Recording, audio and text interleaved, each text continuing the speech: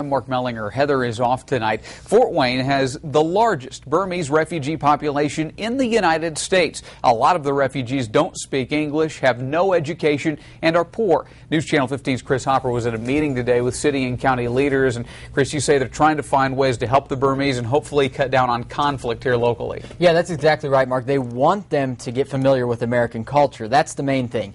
But, as you mentioned, some of them don't speak English. They live in filth and they're poor. Well, today we went to a few of the apartment complexes where many of the Burmese live to see firsthand what it's like.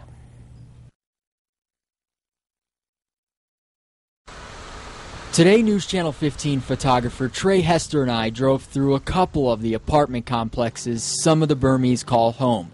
Many of the sights are shocking, like this little boy walking through the parking lot with no pants on and there's no adult to be found.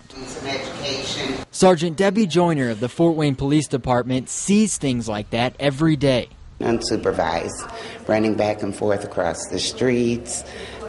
They're just not safe. I see them bathing and washing their clothes in the ditch. She took part in today's meeting of city and county leaders. Kelly Yocolette was also there. She manages two of the apartment complexes the Burmese live in. We're very compassionate and we want to reach out and we want to help our residents. So instead of them having to drive to another side of town to get paperwork filled out, they'll come in the office and we'll take the extra 20 minutes and help them. Reverend Michael Latham organized today's meeting. He says it's time for Fort Wayne and the Burmese to work together. So we can understand and learn from each other.